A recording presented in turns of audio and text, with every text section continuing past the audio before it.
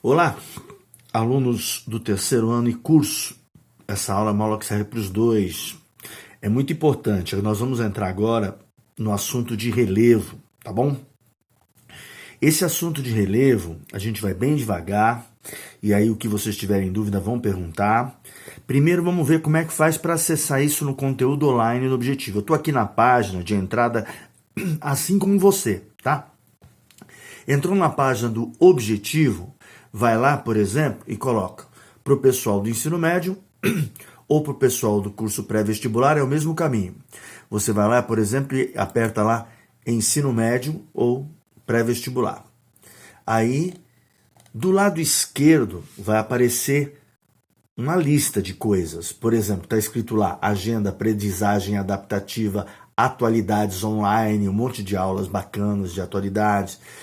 Até que você vai ter lá o chamado conteúdo online. Essa é a parte interessante. Vai lá e clica em conteúdo online. Eu já cliquei e abri um cardápio aqui na minha frente, mostrando grau. Eu vou lá, grau. Por exemplo, você do curso coloca em pré-vestibular. Você do terceiro ano coloca em ensino médio, tá? Aí aperta. Curso, aí você vai lá em curso. O nosso curso se você é do terceiro ano, coloca terceira série. Se você é do curso extensivo, é só colocar curso ali, tá? Ou então coloca a terceira série que dá na mesma. Disciplina. Disciplina, você vai lá e clica em geografia. Aí vai no regime. Nós estamos no primeiro bimestre. Então tu vai clicar lá regime do primeiro bimestre. Pronto. Fez isso, vai na lupinha que fica lá em cima, que é a busca, e clica em buscar ali. E ele pronto, buscou. E aí já está escrito lá. Terceira série, para quem é do ensino médio, ou então curso extensivo, vai lá, clica em terceira série, está escrito geografia, clica em geografia, pronto, abriu todo o cardápio. E aí vem todas as aulas ali de geografia. Por exemplo, eu indo aqui pelo terceiro ano, que serve para o curso, eu estou entrando, por exemplo, na aula número 6 aqui, que é Geologia e Morfologia do Relevo Brasileiro. E estou clicando aqui e aí abriu. Então tem todo o conteúdo que você precisa indo por esse caminho, por esse roteiro, tá? Aqui já deu 2 minutos e meio de aula, já perdi um tempão, mas você já entrou, já sabe como é que faz. Bom, como é que começa essa história? Essa história começa assim. Nós temos uma história do planeta Terra que é estimada aí em algo perto de 4,5 bilhões de anos. Desses 4,5 bilhões de anos, você tem um primeiro momento que a Terra, na verdade, é uma bola de fogo e nem se resfriou. Naquele momento, ela tem uma era que é chamada de azoica, porque praticamente não tem vida nenhuma, e aí a Terra vai começar a se resfriar. E neste momento que ela começa a se resfriar, ela vai criar uma crosta, uma casquinha, porque aquela pasta, aquele material incandescente que é rocha derretida, aquele material todo vai resfriar, endurecer e formar crosta. Aí você está numa era que já tem uma área sólida e os oceanos começam a se formar. É a era chamada Arqueozoica. Aí ela vai evoluir para uma outra era, onde você vai continuar resfriando lá embaixo o magma para formar crosta, chamada de Proterozoica. Prótero quer dizer elementar, zoica é vida. Então, embora eles chamem de vida elementar, é um momento que praticamente você não tem vida nenhuma. Você tem só os primeiros sinais de vida, algo como algas azuis, bactérias, unicelulares. E aí o que você tem ali ainda é um primeiro momento sem praticamente vida alguma. Então nós vamos dizer mais ou menos assim. Aquela era que a Terra ainda era uma bola de fogo, mais a era que estava formando a casquinha, e mais a era que estava surgindo um primeiro tipo de vida, que propriamente ainda não tinha bicho, não tinha planta. Essa época toda durou, dos 4,5 bilhões de anos, durou aproximadamente 4 bilhões de anos. Então as eras azoica, lá embaixo, a primeira que surge, depois Arqueozoica, depois Proterozoica, gastaram quase os 4 primeiros bilhões de anos do planeta Terra. Os últimos meio bilhão de anos, ou 500 milhões de anos, é basicamente quando você vai ter vida no planeta Terra. E a maneira de datar as coisas no planeta Terra é basicamente em função da vida. Então, o que vai acontecer? Você vai ter, nesse primeiro momento, quando tem vida, esta vida dividida em vida velha, que é a primeira que surge, vida média, intermediária e vida nova. Então, esses 500 milhões de anos que nos interessam bastante com vida, no começo, dos 500 até propriamente até os 250 milhões de anos, é o início da vida. E a vida é aquela coisa que vem da água, vai para a terra, para depois ir para o ar. Então, o início era da vida velha, paleozoica. Nesta vida velha, paleozoica, primeiros peixes, evoluindo para os primeiros anfíbios, depois indo para a terra como os primeiros répteis, e as primeiras plantas e as primeiras florestas. Tudo isso a gente tem na era chamada de paleozoica.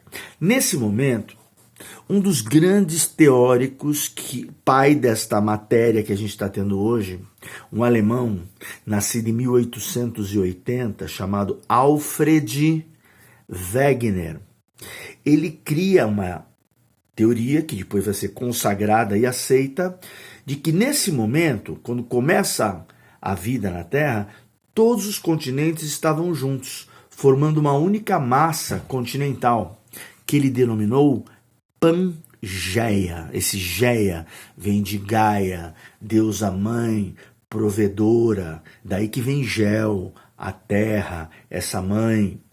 E este primeiro momento, quando ele cria essa ideia, então essa era paleozoica é ainda quando está tudo junto. A vida surge quando todos os continentes ainda formavam uma única massa continental.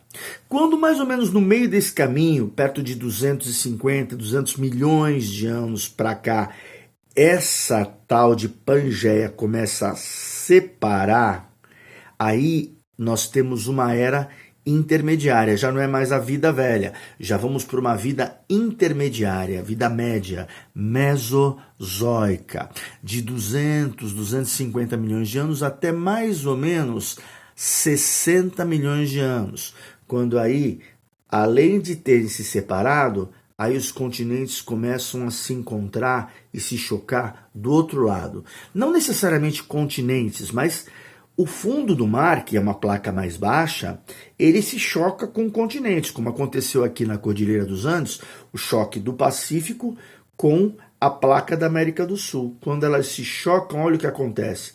A placa do Pacífico, que é mais baixa, passa por baixo e levanta a placa da América do Sul. Essa placa que está por baixo faz um mergulho no magma. Esse movimento é chamado subducção. E essa subducção levanta a América do Sul e cria aqui a chamada Cordilheira dos Andes. Essa superelevação pega as rochas que estavam todas certinhas e amassa essas rochas, formando o que eles chamam de dobramentos modernos, no choque dessas placas tectônicas. Então, o que a gente tem? Na era da vida velha, as primeiras formas de vida, como eu te falei, os peixes, os anfíbios, depois você tem os répteis e as plantas. Na Mesozoica, quando os continentes estão separando, você já tem as formas mais evoluídas de vida, como, por exemplo, você já vai ter mamíferos, você já vai ter as aves e também o surgimento dos chamados grandes répteis. É nesta era chamada Mesozoica, de vida média, que você tem os períodos Cretáceo, Jurássico e Triássico. Então, nesses períodos, você tem um grande desenvolvimento dos chamados grandes répteis. Quando há um choque das placas tectônicas, que é a tal da era mais recente, 60 milhões de anos para cá, é mais recente, é a era chamada Cenozoica. zoica, nesta era cenozoica, nós temos já o choque das placas. Então, por isso que todas essas estruturas de rochas que vão se dobrar são chamadas de dobramentos modernos, porque são os dobramentos mais recentes que a gente tem no planeta. E aí, essa Terra tem uma característica, segundo Alfred Wegener, que parece, na verdade, uma maçã.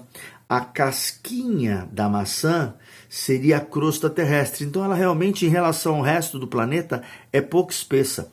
A polpa amarelona da maçã seria todo o material magmático que a gente tem no planeta Terra, o magma. E a sementinha da maçã seria o equivalente ao chamado núcleo da Terra. Então, nesse primeiro momento, o que você tem é uma Terra que tem uma casquinha, que é formada basicamente do que eles chamam de sima, Si, de sílica, né? E você tem sílica e alumínio, na verdade é Sial, a primeira camada é Si de sílica e o Al de alumínio. A sílica, gente, é mais ou menos o quartzo quando ele é triturado. E aí ele vira o quê? Areia. E o alumínio basicamente são argilas. Então é basicamente o que constitui a crosta depois que ela é decomposta em areias e argilas.